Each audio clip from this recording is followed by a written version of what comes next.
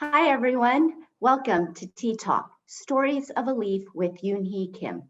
Part one was so well received, and we didn't have enough time to cover all the wonderful information she had for us. Therefore, I'm excited to bring you part two this evening. My name is Lan Ong, Managing Director of Wing Hop Fong, a specialty Asian retailer that features tea and herbs, Asian delicacies, and fine wine and spirits. Thank you to the Friends of the Chinese American Museum Board and staff, hereon referred to as CAM, and a special thank you to our community partners, Historical Society of Southern California, Chinese Family History Group of Southern California, Chinese American Citizens Alliance of Los Angeles. Here are some things for you to know before we begin our program. The program will be recorded for archival purposes and may be made public for viewing in the future. Please keep your microphone and video off for the duration of the program. At the end, we will take a group photo. CAM staff will provide instructions to turn on your video for those who wish to participate. For the best experience, we do ask that you please turn to speaker view by moving your cursor to the right and clicking on speaker view if you're using a computer. If time permits, we'll host a Q&A towards the end of the program, so you may post your questions in the chat box throughout the duration of the program.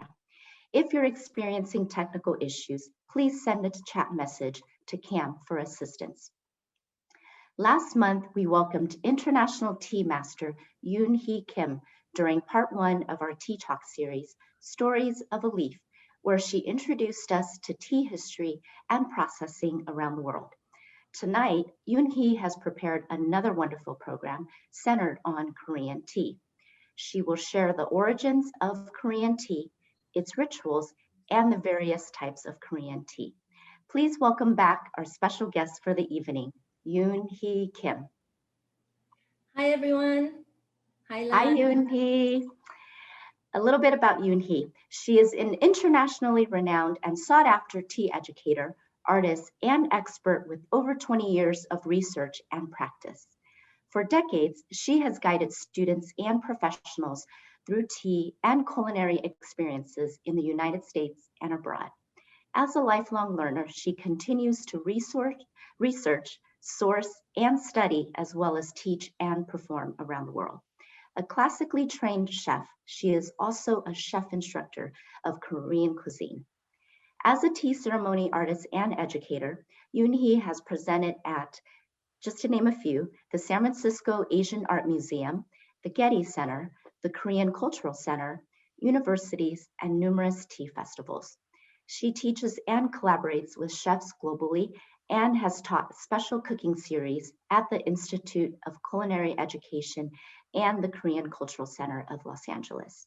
In addition, for her dedicated efforts in educating tea enthusiasts worldwide about the traditions and art of Korea's tea culture, Yoon Hee was appointed as Korea's tea ambassador in 2009 by the governor of Korea's largest tea growing province, Jeolla-namdo. Yoon Hee, thank you again so much for joining us tonight. We are so honored to have you. I will go ahead and pass on the program to you. Hi, everyone, again. Thank you so much, Lan, for that wonderful introduction. And thank you again to the wonderful CAM staff and all of the board members at the Chinese American Museum for organizing these Tea Talk series and for inviting me as a speaker. We received really wonderfully generous and kind and very positive comments after our January session. And so I really want to extend a special thank you to everyone that were able to attend in January and are joining us again today. And in case you weren't able to join us in January, Lan probably already mentioned, but there is a YouTube video of the recording from January session if you'd like to view it or watch it again. Most of all, I am so excited that all of you are here today. Thank you, everyone, for taking the time to join us as we continue with our stories of leaf, journey into the world with today's focus on Korean tea and tea culture. For this talk, rather than jumping right into PowerPoint slides, I'd like to begin our shared time together by demonstrating for you a taste of a traditional Korean tea ceremony. I say a taste because a full ceremony would be far too involved and take much longer than we have the time today, in addition to the presentation and hopefully a steeping demonstration as well. But if I may, at least what I will show you should give you a glimpse and a taste of all of the parts of a ceremony service. And what I would like to ask of you is if you would imagine being here in person, seated in front, as you are observing and watching each step by step. But rather than just observing, by doing so, if you are focused, you will be part of the ceremony. And if you have any questions, these are steps that we can talk about later in the Q&A, or perhaps I can bring up during the steeping sessions. So with that, thank you. And here's a bit of a tea ceremony service for you.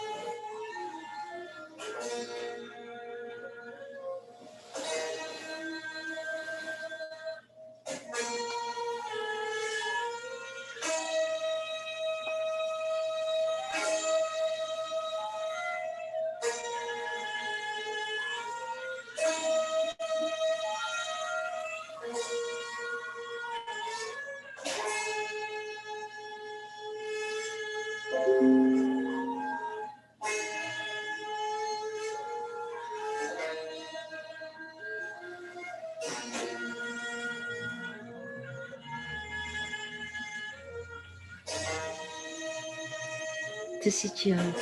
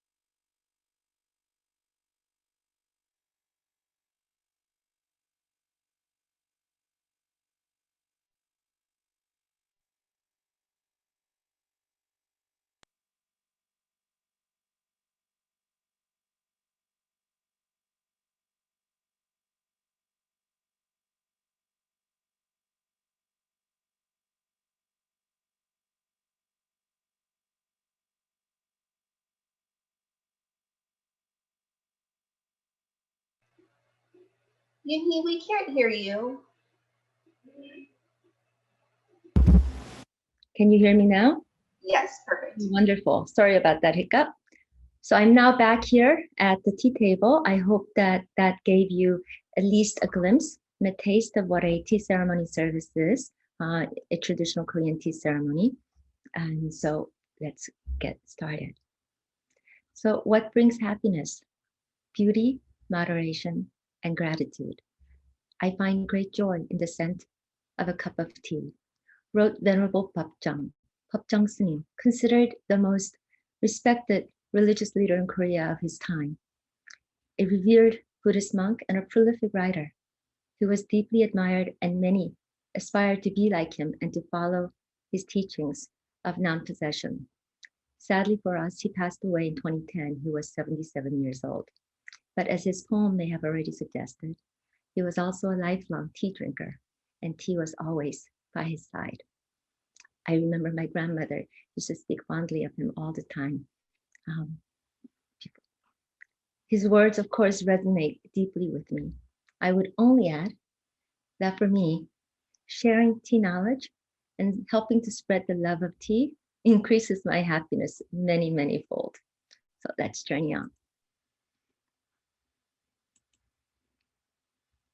So what aspects of Korean tea culture can we cover during our time today? This is, after all, Stories of a Leaf, so we're going to talk a bit about some stories. And as I go through the photos, if there's a particular something that sparks a memory that I think I should share, I will go into deviate a little bit and share some stories as well, which I hope you'll find interesting. And then a princess and a king. Okay, Korea had princesses and kings, but how do they fit into the tea history of Korea? Tea sages. Of course, we had Lu Yu, the great Lu Yu in China, that his writings impacted not only Chinese and their way of drinking tea and their way of tea, but really all of us, but tea sages in Korea as well.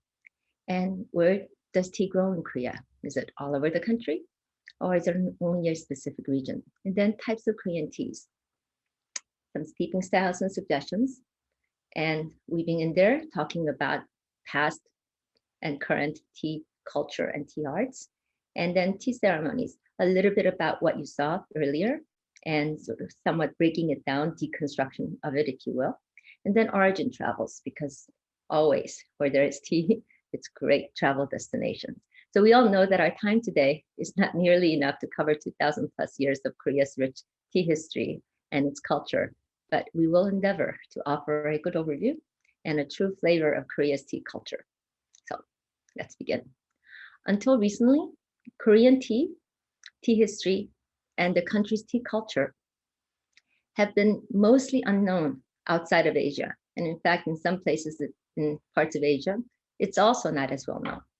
This is despite the fact that Korea is one of the earliest original countries of origin for tea and has 2,000 plus years of history steeped in its own culture and its own philosophy and traditional practices. So we'll start the Korean tea story closer to modern times, then work our way back to its beginnings, then forward in time. So why do I write the dotted line of development for Korea? We'll get to that.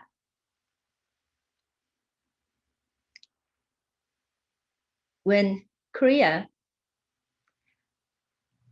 coming out of Korea gained independence, after Korea gained independence and began to rebuild as a nation following the devastation of both World War II and Korean War, there is a saying in Korean, and one of the older adages that says, if your tummy is too empty, if it isn't full enough, you can't really begin to think about niceties of life. So it was that with the sheer utter devastation of the two wars, following also the 35 years of colonial rule, Korea began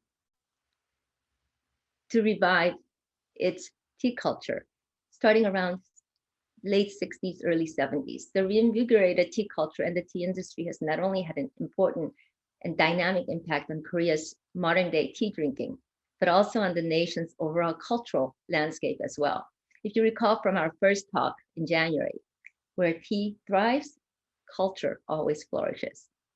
So Korea's early tea culture was so closely identified with Buddhism that when it was replaced by Confucianism as the country's primary religion philosophy at the end of the Goryeo dynasty in the 14th century, tea drinking and customs were also repressed and took a backseat somewhat at the same time, along with many Buddhist customs. When the invading Japanese of the 1590s, the Hideyoshi invasions, the Indian Wars, forced hundreds of the finest Korean potters to work in Japan, tea became more associated with Japan rather than Korea. In fact, many of the finest potters of Korea were responsible for making the beautiful bowls, very finest bowls that were used in the Japanese tea ceremonies, the hagiware, the idoware. They were made in Korea or were produced by Korea's fine potters, the best of the potters that were conscripted, that were forcefully taken to Japan and made to set up kilns and to begin making the tea wares. And of course, their descendants thereafter. Ancient texts dating back some 5,000 years reference a tea called Baeksancha, White Mountain tea, and other teas indigenous to Korea, and legends surround them. Remember, this is stories about tea. Always, there are plenty of legends. However, it's accepted that Korean tea traces its roots to Gaya Kingdom or Kara Kingdom, about 42 to 532 AD time period, which existed just before the period of the unified Three Kingdoms. Many books and articles and online searches still will state that Korea's tea origins really date to Chilla dynasty around 636 AD or so, when emissaries were sent to Tang dynasty in China and returned with Chinese tea seeds and teas, and by a royal decree were planted in Mount Jiri area. And so many believe still that Korean tea originated in Mount Jiri. Although tea culture began to be more established and ensconced into the fabric of the country at a later date, the origins of Korean tea date back to 48 AD. According to Samguk Yusa, a classical archival text of the Three Kingdoms period, and Karakukgi, the ancestral record of the Gaya or Kara Kingdom, incidentally, that's where my ancestors come from, tea was among the treasured wedding gifts brought by an Indian princess. You heard that right, an Indian princess, He Hwangok of Ayodhya, who arrived on the shores of Gaya in 48 AD to marry the founding king of Gaya, King Kimsuro I. Ayodhya was the ancient capital of what is known as Kosala Kingdom. It is what is considered to be in the northern India. The He clans, of which Princess Ayodhya, was a royal, had migrated and settled in China's Sichuan province, where, as you know, ancient tea trees were already in abundance. Although she came from India, the tea seeds she carried, along with jewels and other precious wedding gifts, were of the Chinese Camellia chinensis variety. So just as a quick reference, although I'm sure you already all know, this is where Korea is in the world map, with 6 primary countries that I've circled in green. These are the 6 original primary countries. If you'll recall from January again, there are some 65 nations now, including the United States, that grow, cultivate, harvest, and produce teas. So when the gifted tea seedlings were taken to nearby mountains above Gimhae, Gimhae is about an hour or so drive west from Busan, where I was born, to be planted, it was discovered that indigenous tea bushes were already growing in Korea, although it's unlikely that there was any tea was being consumed as a beverage on any regular basis at this time. After King Gadung Wang succeeded Kim Suro Wang, special rituals were held from about 199 AD onward as a tribute to the previous monarch for his role in founding the Gaya Kingdom. Also, it is said that both Kim Suro-wang, and especially Hwang-ok, Indian princess who became queen of Kaya, was really beloved by all the people. So these rituals in honor, in memory of Kim Suro-wang included many offerings, among them fruits, rice cakes, and tea. And in 661, now we're getting into Shilla dynasty, King Mumu, a descendant of Kim Suro-wang, and credited with unifying the country at the time, declared that the tributes should continue during the successive Shilla kingdom from 57 to about 918, to which Kaya capitulated right around early 500, 532. Thus, archival records indicate ceremonies with tea offerings to have officially begun during the Kaya kingdom and continued through the Shilla period. These ancestral tea offerings, ceremonies, were called chare, or often pronounced nowadays tare. It means tea rite, propriety, or etiquette, tea etiquette. So that demonstration you just saw was part of what once began as chare, as a memorial to honor Kim Suro-wang.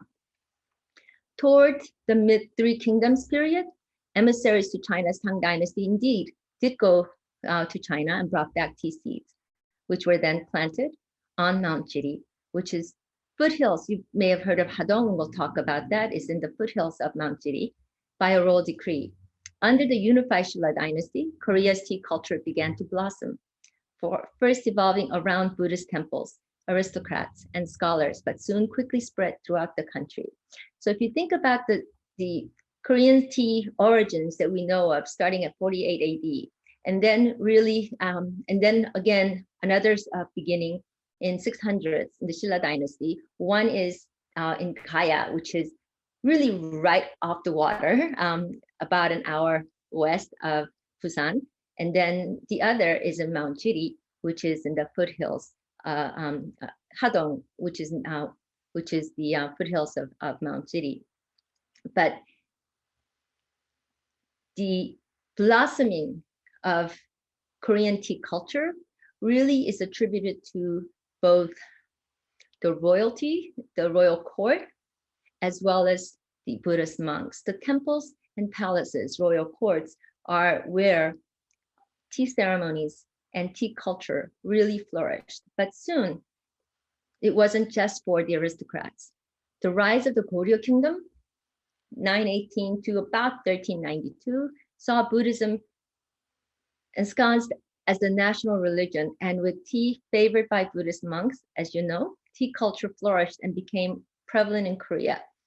During this period, the first recorded tea renaissance, if you will, in Korea, true tea renaissance. The popularity of tea further expanded during this time from the royal court, Buddhist monks, and scholars to the literary and the public at large. Formal tea ceremonies were routinely conducted for royal functions and Buddhist rituals. The royal court, in fact, established a special national agency called Tabang. And if you've been to Korea, some of you may recognize that word. Tabang, which literally translates to mean tea room, ta, tea, bang, mi, room, equivalent in importance to, let's say, a government ministry. Tabang was in charge of overseeing the tea supplies and organizing many of all the elaborate court tea ceremonies that were developed. Commoners also began including tea ceremonies in special occasions and celebrations. Tea villages known as taso began appearing near Buddhist temples. Consisting primarily of tea farms, they cultivated and supplied tea to nearby temples. There were known 19 such tasos recorded, 14 of which are in an area that isn't necessarily known these days in the modern times for tea for commercial reasons, but we'll get to that in a little bit as well. Meanwhile, tea wares gained popularity as collectibles among Buddhist monks and nobility. Tea drinking was also widely embraced by the scholars of the time. Tea drinking among the aristocracy took the form of outings to scenic locations and involved music, dance, poetry, and even wine, tea and wine pairing. Courtesy and tea etiquette were properly followed at these ceremonies and all in attendance were naturally expected to know the propriety associated with taking tea. So for example, if you had been invited as a guest to a formal service, tea ceremony service earlier, you would have known before arriving what position, if you will, seniority by age, by position and such of the guest that you were, who would be entering first, and who would be taking the cup to drink first. All of these things would be expected that as guests and as hosts, we would all know and we would adhere to out of respect for each other and for the respect for tea and the tea time shared. So while tea was first introduced to the masses through Buddhist rituals, it really was Korea's poets and writers who elevated tea drinking to an entire art form. Once Korea began to rebuild after the devastations of the colonial rule and war, Koreans began archiving and restoring many of the country's aesthetic and cultural practices. In the 1960s, dedicated tea masters or tea folks known as chain or tain began the arduous task of rebuilding damaged tea plantations and reintroducing traditional practices such as Korean tea ceremonies and tea education, thus laying the groundwork for today's tea renaissance. So in addition to the enormous growth in tea production over the past several decades, although it has seen ups and it had a astronomical successful rise, and then there was a little blip and then corrections, and we can talk about that in a little bit as well.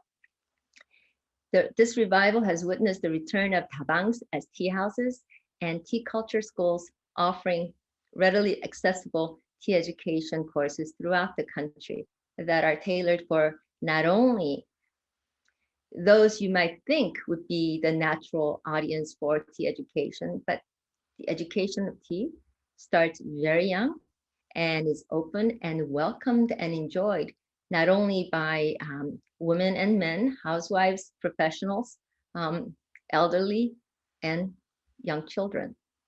Annual tea festivals are held in every tea growing region where visitors come from near and far to enjoy, taste, and celebrate tea and its attendant culture. And often at these festivals, they will also have tea experiential stations right out perhaps sometimes under a large tent or in one of the museums or education centers where anyone, groups, individuals can just walk right up, find an open walk. There'll be volunteer teachers and instructors walking around, instruction sheets, and people gather, and tea leaves have been plucked, withered, and brought in just for that purpose. So whether you've never had a cup of tea or you've been making tea by hand for many years, all are welcome to take their hand and try making tea at these various festivals. So a really quick overview, but if you think about China and Japan and other countries with long histories of tea traditions and culture, you're looking at countries that once begun, it continued. Whereas in Korea, really due to both external forces, such as the Imjin War, the Hideyoshi invasions, Korea has always been a geopolitical target, or in a position geopolitically where people want to take Korea or control Korea so that they could get to China, or it just happens to be a small country, peninsula, that is connected to China. But it has been wonderful to see that now even growing number of universities are offering not only certification courses in tea, but full undergraduate degree programs to graduate and doctoral level in tea and tea sciences. But because of the external forces, as well as religious repercussions and really control and crackdowns, if you will, to try in some ways obliterate certain customs that may have fallen out of favor. But really, it has remained. And so instead of the thick line of development, there was few periods when what I would call dotted lines of development. But thankfully, it never disappeared. Thankfully, owing much to the tea pioneers of the 60s and 70s, some of whom already we are losing. But because of their hard work and all of the Buddhist monks that have also kept it up, our tea culture in Korea did not disappear. So for as much as tea and tea culture has endured so much and managed to endure all the ups and downs over the past 2000 plus years, at times very quietly, perhaps if not underground, perhaps taking a quiet backseat and facing many challenges, it's clear that at least the most recent revival and current renaissance of Korea's tea and tea culture is here to stay and will only continue to grow. Now, it may grow in some different ways than what might have been thought back in 2000 or in the 1990s. There's been so much changes in the last 10, 20 years. But what is certain is the fast growing interest in preserving Korean tea culture by Koreans, as well as the expanding Korean tea industry, are definitely welcome to not only tea enthusiasts in Korea, but hopefully it is received as a welcome news, an ongoing welcome news for tea enthusiasts worldwide, for those who may want to find Korean teas, good Korean teas, as easily as all the other specialty teas. So at the onset of Joseon Dynasty,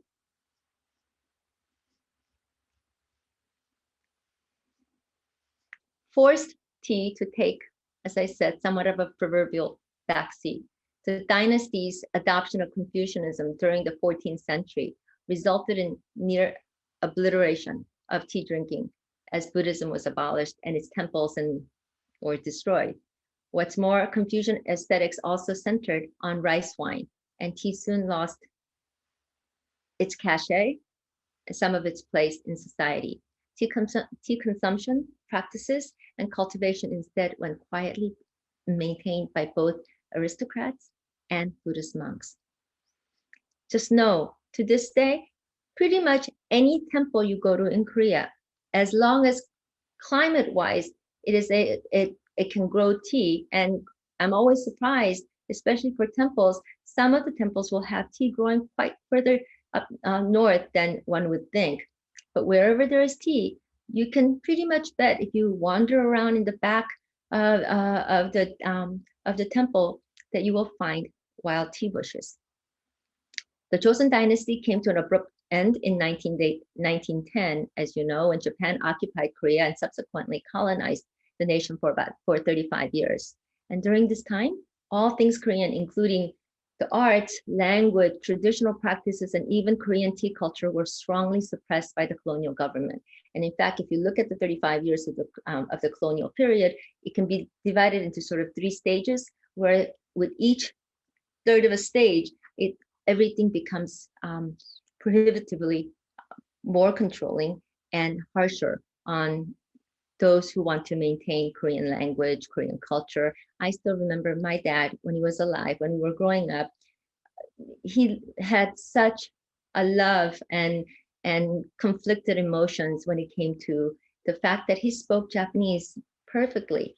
And, because he was raised speaking only Japanese outside of the home, whenever he felt elated or sad, songs that came naturally out that he would sing around the house were all in Japanese, because that's how he grew up as a child.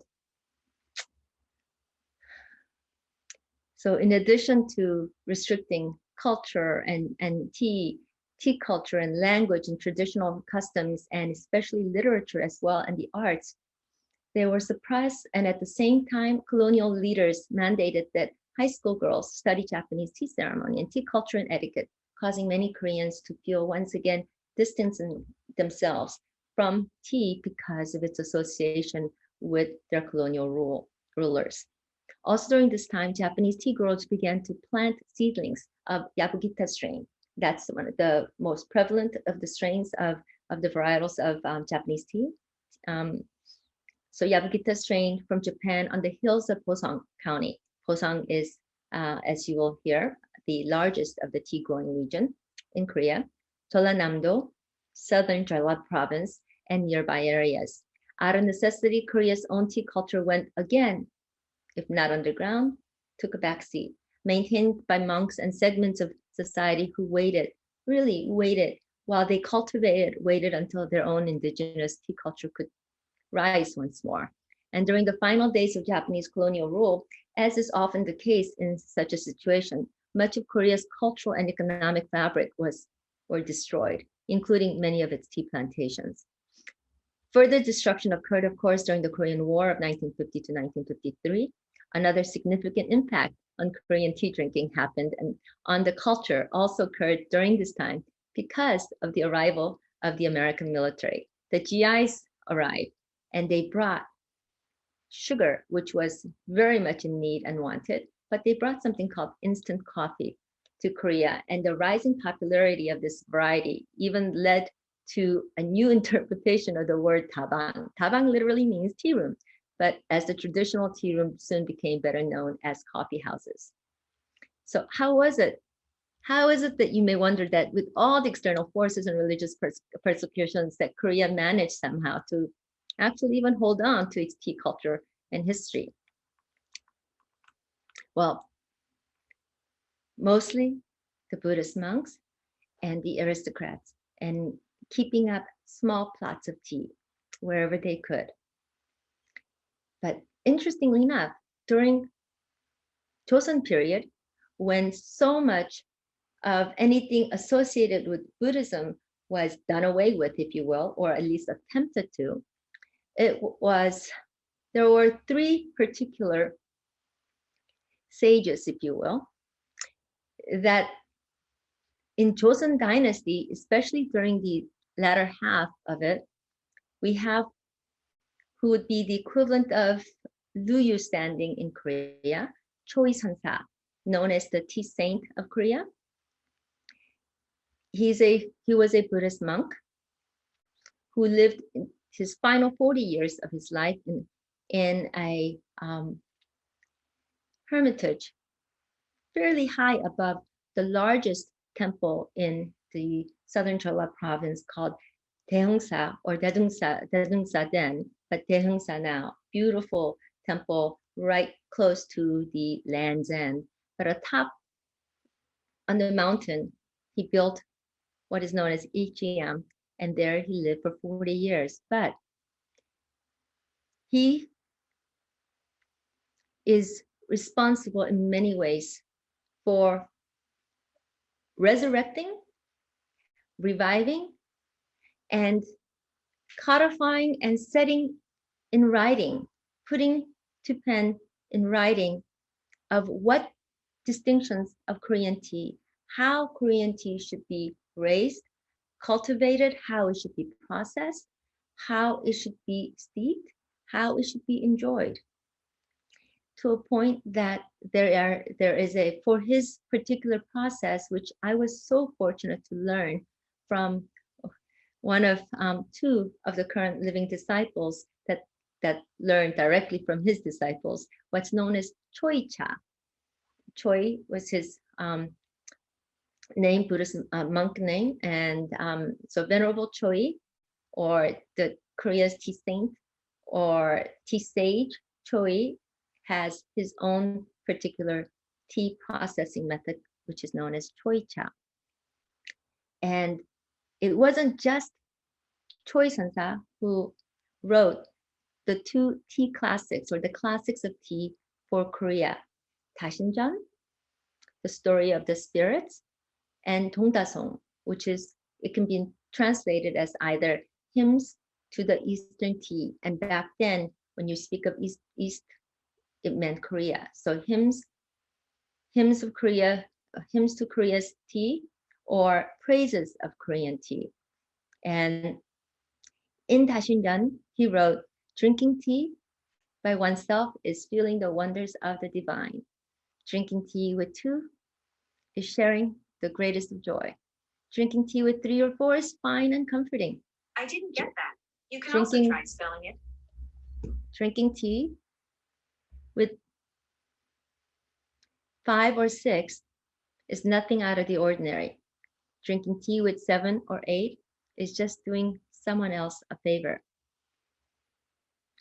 So he spoke of when drinking tea alone, tea and one tea is meant to be sun, which is Zen. To find true harmony is what Choi professed. He also wrote in Dongdasong, tea is the spirit of water. Water is the physical essence of tea. If water is not true, the spirit would not appear. If tea is not true, the physical essence cannot be seen. Even if the physical essence and spirit are together, one must be careful not to overdo it and miss the true harmony. Only when true harmony is not lost can the spirit of wholeness of tea be realized.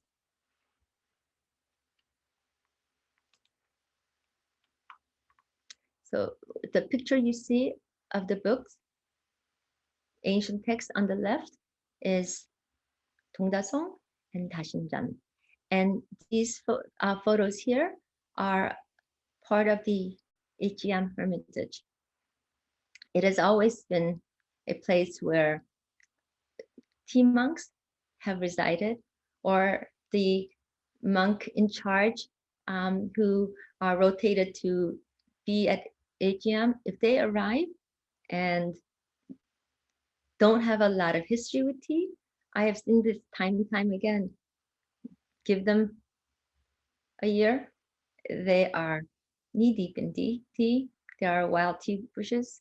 And of course, because of the historical relevance of Ichiam, and it's beautiful up there, tea people, Dains, come calling. And this little hut here, it was a great place. One year we had, for a tea festival, the Ichiam abbot at the time, his assistant and I, we were helping folks make dakcha, the rice cake, using teacups where people pressed. And once it was all ready, these little huts have onderbang, which means it is heated floors. And so you lay out newspapers, and it was a perfect place to try it as in the olden days. And then the tea room, this is used to be one of my favorite tea rooms. It's what I call the Outdoor Tea Pavilion. It's, there is a tea room outside, and it's wonderful to sit and to take in. And you can imagine, right? You can imagine during Goryeo period and all the times when the scholars and such would gather, and they would drink tea and talk politics, write poems, sing, a lot of creative times. And this is a photo of a tea. I don't know if you can see it, but it's the perfect tea drop at the end, creating a ripple into the cup. That was a photo that was in fact taken at Ichiam. So Choi was born in the late 1700, around 1786, and he became a monk. But not only did Choi Sonja have such an enormous impact on the Korean tea culture, because it really allowed for it. In some ways, it was a manuscript. In some ways, it was a textbook. It was a book of poems. It was a book of meditations. It really put in a book, put in writing, all those things that are distinctive, special, and how tea should be made, especially for a country where vast majority of people weren't able to have the connection with tea as they had in previous generations. But what was really interesting, it wasn't just Choi Sonsa and two particular sages of the time, again, Confucian Joseon period, and these were the most unlikely of people. Dasan Jeongnagyeong, who was in exile in an area called Gangjin, about maybe about 20-30 minute drive at most from where this Ichiam was. And in the deep mountains, Jung Yak-yong, he was considered the greatest scholar of his time, prolific writer, wrote over 500 books, but he was put to exile. Back in the day, that was considered so far away that you were exiled there and just given maybe a small little plot in a rough mountainside or elsewhere, just enough if you were able to apply yourself to be able to survive. But while there, 20 years older than Choi Sansa, he developed a great relationship, not only between the two of them and Tasan.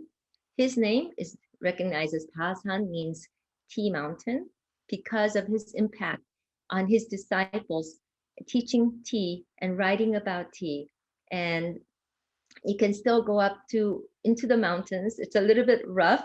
Some of you know on a trip not too long ago, when the sun went down, coming back down from that mountain was a little rough, but it's beautiful up there. And then also a third, if you will, it's a bromance of the time, bromance of three most unlikely of figures. Chusa Kim Jung-hee, who was exiled in Jeju Island for about 9 years, and then Dasan Jung Yak-yong, who was exiled in Gangjin for 10 years, and then Choi Sansa. Now, remember, back then, Joseon period, you have all these confusion and status in society. So the likelihood of someone from a very aristocratic background, scholar background, as Dasan Jung Yak-yong was, to have this incredible, wonderful relationship about tea and writing to each other with a Buddhist monk who was 20 years younger. So these three men really wrote to each other constantly. They sent teas to each other, and as Choi Sansa was perfecting the method on how to make tea, it is said that Chusa Kim Jung-hee, while he may not have known how to make tea well, he had a really excellent palate for tea. And so while exiled in Jeju, he would often write letters saying, please, I need some more tea. But next time when you send it, can you make sure you increase the heat on it, because last time the flavor wasn't quite there, and so on and so forth. And together, this was not smartphone days, right? And so you have these two men in exile and a Buddhist monk up in a hermitage, and they changed the landscape of the Korean tea culture thereafter. So the bromance of the time did wonders for the tea culture in Korea. So now let's go into a little bit about where tea is grown. So just as people may think 636 or so is the start of Korean tea origin, which I've always believed it was 48 AD. And more scholars are beginning to back that up as well. So when people talk about where is tea grown in Korea, people always talk about three locations. They talk about the obvious, which is the provinces, the Jeollanam-do, Gyeongsang-nam-do, and Jeju-do. Jeju-do, of course, is an island. And Gyeongsang in Korea, Korea is a little climate-wise a little bit too cold to grow tea well, especially commercially, other than the very southern portions. And so if you could see, so this is Busan, and Gaya was right about here at that time. And this is not a very accurate map, but right, if you go up right about here, Hadong, which is what many know as the wild tea fields, foothill of Mount Jiri, it actually straddles both Jeollanam-do and Gyeongsang-nam-do. And then right about here, again, right above the water, up in the mountains, overlooking down into the water, is Posong. Posong is, in some ways, clearly not a direct correlation, but it's a little bit like Shizuoka is to Japan, meaning that it at one point was responsible for producing more than 40% of all of the teas in Korea, just as Shizuoka prefecture was as well. So Posong is in Posong-gun in Jeollanam-do. And then people talk about Jeju. So clearly there are three provinces. The way I talk about where tea grows in Korea is Jeollanam-do, Gyeongsangnam-do, Jeju-do, three provinces, 4 regions at least, because you've already heard me talk about the importance of Dasan, Jeongnam-yong in Gangjin, and Gangjin and Haenam area has too much of a historical impact on Korea's tea. And while it may not have the greatest commercial value for many people in modern days, you will still find wild tea bushes and into the mountains and too much history there not to be included in my mind. Okay, I'm gonna go through some photos. This is Hadong. When you see that bridge, you know you're approaching Gure and Hadong. This is in Posong at the Tea Research Center, overlooking out into the tea fields.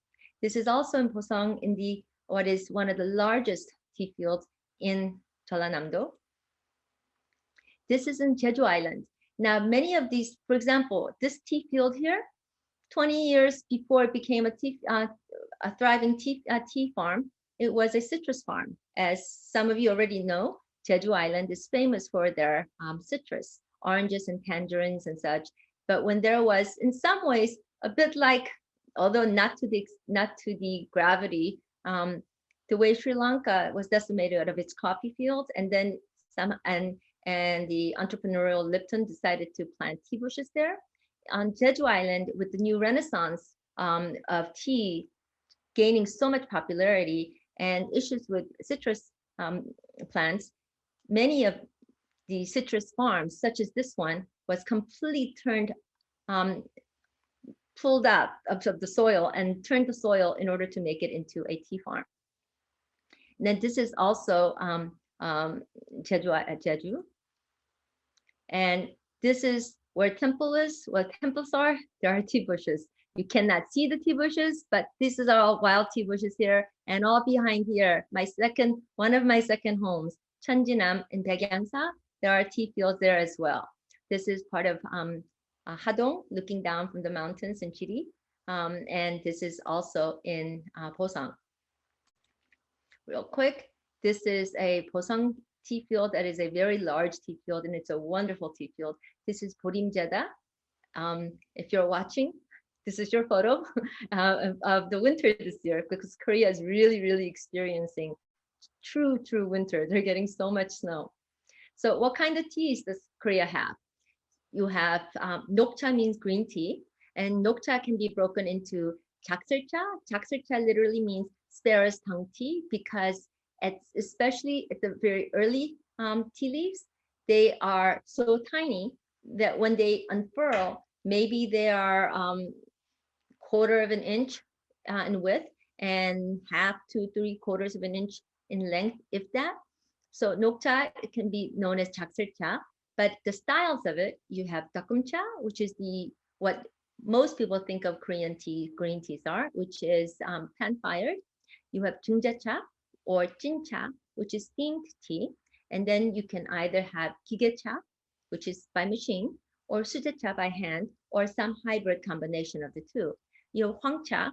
If you remember from our last talk, Hwangcha, Korean style, Hwangcha could actually mean 3 different kinds of teas if you get very literal about it. One can be an oolong style meaning semi-oxidized. Anything that is semi-oxidized could be considered Hwangcha. Another could be a not quite a yellow tea, but has some similarities. It's a very specific Korean tea that is really quite lovely.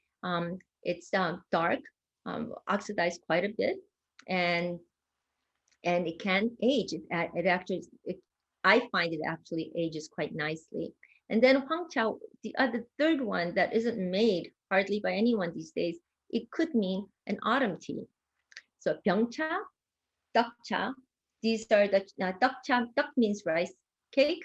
So it's pounded like a rice cake, like making a mochi, and then it's shaped and then dried, and often used to be used as put a hole through it, use a straw to hang around the rafters on the old style homes.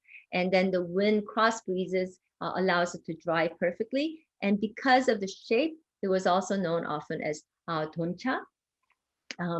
Another type of, not quite a tteokcha, but byungcha is, byung literally means a bottle, but it's when you take, well, we'll see in just a bit. And then garucha, which means powder tea. And that can be, of course, all types of grades. Now, green tea specifically, you have, it's not quite equivalent to a Darjeeling flushes, if you will, but we follow the ujan or ujan, which is, Gogu is right around the 3rd week of April, April 18th, 19th, 20th. Sort of the Chinese have the Qingming, you'd have the ujan or the hecha, which is the new crop, and then sejak, which is the right afterwards, and then jungjak, middle, and daejak. Yeopcha is the summer, the large leaf, often is what restaurants will use to decoct rather than steep. Hanminokcha is toasted brown rice. And then garunokcha is Korean malcha, not matcha, but malcha, which is in the same way with shade grown and stone ground and whisked, as we have a ceremony, not just as loose leaf as I did, but also using powder green tea. Thank you so much, Yoon Hee, for all of those different types of tea. We'd love for you to show us the steeping demo. Yep, there's one thing that I want to say about this, and I'll do a quick steeping demo. Just remember, remember this elderly lady, and then I'll talk to you as I'm steeping. Okay, and also this lady. These are some ways of different tea folks that are wonderful in providing hand processed teas in Hadong and in Posong. These are different styles of teas. And Snim here, who you just pluck, heat, and steep. Some of the best experiences. Okay. So steeping styles. You all know to warm the vessel and to steep in different styles that come with directions, or as I said, play with your teas, get to know your teas. But in Korea's green teas, you can also choose to go seasonally to go with the ambient temperature. So hatu, jungtu, sangtu. Remember that, and we will come back to it. So let's steep some teas.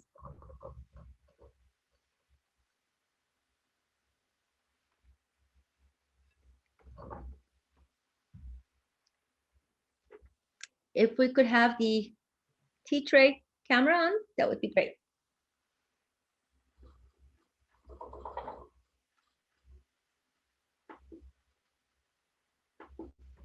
Oh dear.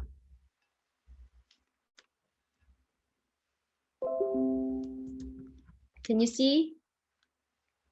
I'm going to show you some various teas really quickly. We certainly can't steep all of them.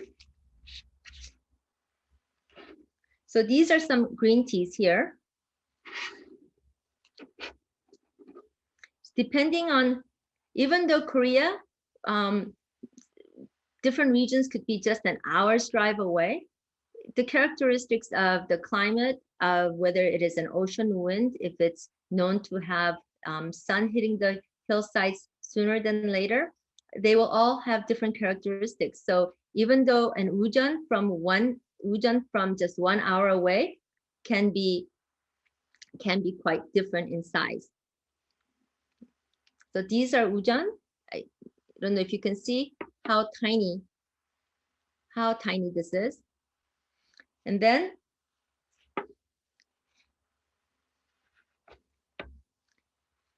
this is a sejak, and this is a daejak. And this is actually one of the best yeopchas around. Yeopcha is literally usually considered to be very, very low grade tea, largely machine plucked during the summer, and and you might find it at restaurants. However, this particular tea farm, they will actually hand pluck even for the summer tea, but then machine produce, but it's quite lovely. So, and then byungcha that we talked about earlier. This is a byungcha. So in this case, this would be both a naturally scented and a post-production tea. What that means is tea is finished, aged a bit by month, not years. And then this is a yuja citrus, which has been carved out. And then the finished leaves are put inside, covered, wrapped tightly with this twine. And then it's steamed and then dried. And then every time you do this, the twine gets a little bit looser because it will get the entire tea in the citrus will get a little smaller. And they will do this at least 7 times before they do a final finish on this. And it has a lovely, lovely citrus note. I'm usually not much of a person for blended teas or scented teas, but this is beautiful. And if you were to ever receive something like this, the way you would want to prepare this, one easy way is to take a towel or a kitchen towel or such, put this on a hard surface, and you press down really hard until all the outer citrus cracks. And then you break it apart gently and keep it in a small tea caddy. And that way it's good to go at all times. And then Korea, most people don't think of Korea as a place for, this one is kind of hard to open, but this is not a tocha, but it looks a lot like a tocha and it is wonderfully aged. And then here is what's known as toncha. So see the shape of the coins, coin teas, and these would be hung, often longer and more teas in it, and they will hang on around the rafters in old homes. And then when they needed it, they would take one down, and these are better decocted. Okay.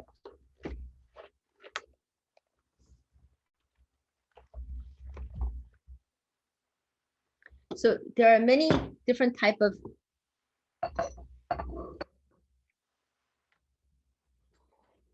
teapots.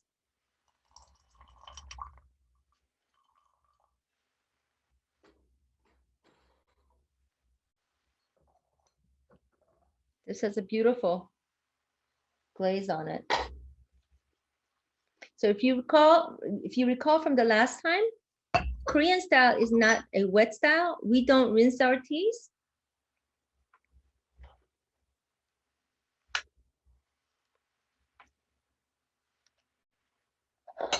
Excuse my hand.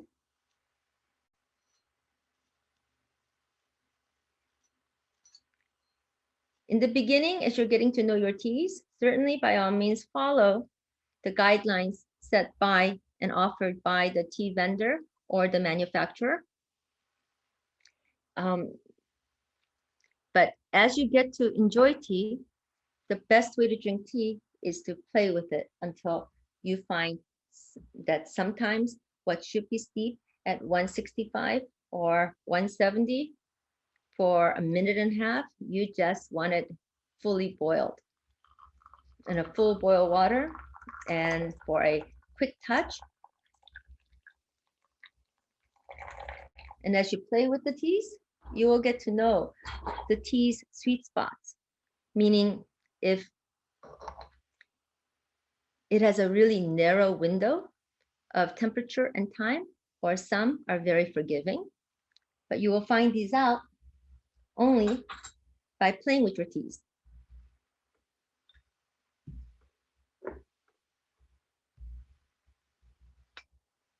So I don't know if you can see, this is what is known as a 물시킴 사발, or in this case, this is a friend pitcher or sharing pitcher.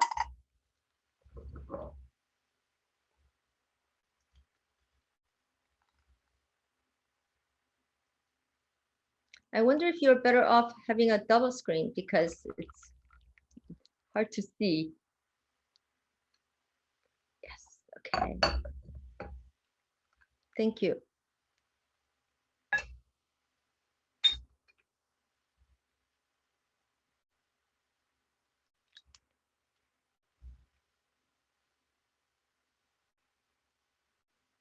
So can you see the color on this? So because it is a pan-fire tea and not a steam tea, you will not get the vibrant green. So while it's a real generalization, but it's often thought of Chinese teas, we really love the aromas. So we have the aroma cups, the nose on the teas are really important. The Japanese teas, the vibrant green, which comes from the steaming of the teas. Some Japanese teas are pan-fired as well, but traditional Korean tea is pan-fired, although now you will also have a steamed as well as some hybrid forms as well.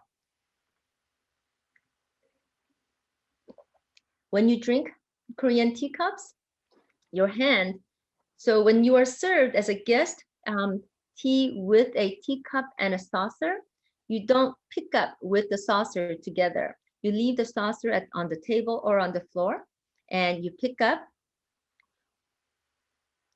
and your left hand or wherever your dominant hand is holding, the other hand serves as a saucer itself.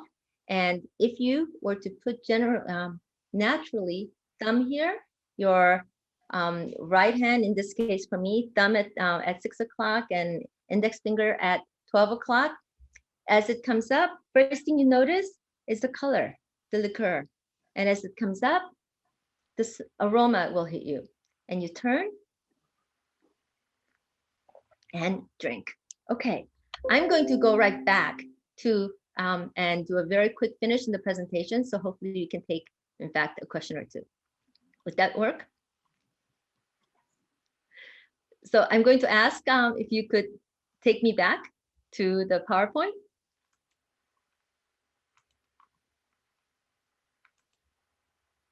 Okay. So tea service, ceremony, rituals, really that's what they are. You have, in this case, this is a powder tea ceremony service. As I said, in Korea, you have both the loose leaf and powder. These are some really wonderful experiences of ceremonies, both for handa, which means to as a tribute tea ceremony, often for Buddha's birthdays, as well as for tea farmers. At the very beginning of the season, they'll go to the tea field and do a handa ceremony. Modern day tea culture. There was a question thrown out on Instagram yesterday. Children, national tea ceremony competitions throughout. It's wonderful to see. I've been very fortunate to be invited as a judge. Tea culture, tea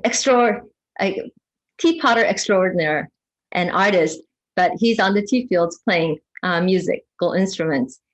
Buses are chartered to go to different cities by tea groups to attend tea festivals, tea classes, tea performances. There's tea museums in the two of the large, you've got three tea museums in both Posong, Hadong, and two in on Jeju Island. So they're smaller. This is a 600-year-old registered home that the scholar of Choi Sansa period and the ancestors here, they would meet in this particular house to write poetry and to talk about tea. So happens my uncle is the you have to be a particular line in order to be able to live in this village, and he is the, if you will, the chief of the village. And then this is also a tea functions that are held at the tea fields in Posong and Porim. And these are not Camellia sinensis, just a hint. Lotus flower, mulberry, mugwort, and tea flowers. Modern day tea culture, just to give you a look. Tea research and education centers are in many different places in Korea. Podim Tea Research Center is at Podim Jeddah, which is where my friends run an organic farm, and where the Tea Classics Tea and Food Arts Research Center is housed as well. People come to the tea farm yearly to take classes as well as to learn to make tea. Kids start early. Tea education starts early. Busloads come from all over the country. And families come to pluck teas and learn to make tea. Tea makes good eats, and they make great tea pairings. That's a whole different class. And then ginger date tea is something that I often provide. What I'd like to do is I will make these 2 slides available for anyone who would like it. So if you want, please send on a chat, and I'd be happy to share that with you. So this is a must-have anytime it's cool, cold, and if you're feeling a little bit tired or scratchy in your throat. So with that, I want to say thank you so much for joining us again today. I hope you at least got some sense of what Korean tea and tea culture and history is, and hopefully this has sparked interest for you to want to delve into it more and learn more. And as always, so much thank you for taking the time to join us today. So Lan? Great, thank you so much, Yoon Hee. What a delight to watch you perform the tea ceremony for us and the stunning images you just shared in your slideshow. It's wonderful to see the ways that tea has been influenced through Asian cultures and its association across literature, arts, and philosophy. So in the interest of time, I'm going to just kind of briefly look through the questions. Okay, Yvette, you posted a great question about the Gongfu ceremony. And so I grew up with Chinese roots, and I definitely see some parallels. Professor Park, thank you for your comment. You provided feedback that it is distinctly different. You mentioned the Sion concept. So Yoon Hee, I want to ask you, between Korea and China, can you just elaborate a little bit on what the main differences are in the Gongfu ceremony? Sure. So first of all, our tea ceremony is not Gongfu tea ceremony. And so if you can think of, so usually it's people ask for comparisons of Korea, Japan, and China. And so China, if you think of Gongfu, it's really the art of doing well, and it's more of the performance. So you can go anywhere in China where there are tea museums, and it's really stylistically, and it's gorgeous. But in Korean and Japanese, but differently, when you are doing a tea service, for example, there should not be any gratuitous movements. There shouldn't be any exaggerated movements, because really it's about reverence and focus on the tea itself.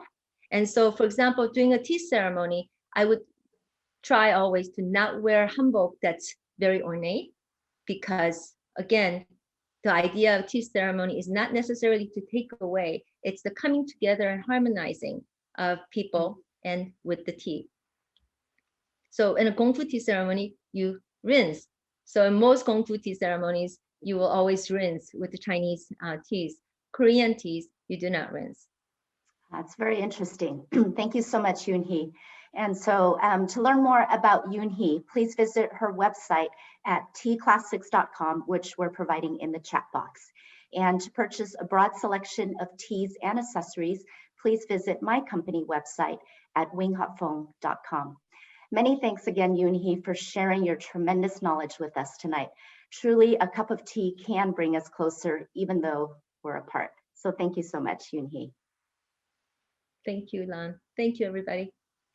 So now we'd like to ask the audience to please stay so that we can take a group virtual photo. We've made it a virtual program tradition to take a group photo at the end so that we can capture all of us on this screen together, even though we're many miles apart. So if you would like to participate, please take this time now to turn your video on. CAM staff member Alyssa will guide us through taking the photo. Thank you everyone for joining us tonight. Those who would like to participate in our group photo, please turn on your video. If you're having any issues turning on your video, please use the raise hand button in the participants box and a staff member will help assist. Now we're going to take this time to give everyone a chance to turn on their videos, and I'll let you know when we are ready. Okay, and for everyone, just a reminder to stay up to date on our upcoming programs, including the next installment of Tea Talk. Be sure to sign up for our newsletter and follow us on Facebook and Instagram. All of CAM's programs are provided to the public at no cost, so please consider making a donation. The link is provided as well in the chat box. Any amount is welcome and appreciated. So hopefully by now everybody has their cameras turned on. And Alyssa, I'll hand it to you for when you're ready to take the group photo. Thank you so much, Alyssa. So we would love to hear your feedback about tonight's program. So when you receive the follow-up email, we would love to hear your comments. So please let us know so that we can continue to develop fun and exciting programs that you'd like to see. CAM's next program is tomorrow, February 10 at 4 p.m. We will begin the Lunar New Year celebrations with kids' story time by welcoming children's author Oliver Chin, who will read The Year of the Ox. We wish you all a happy and healthy Lunar New Year of the Ox. I'll see you all at the next tea series. Good night.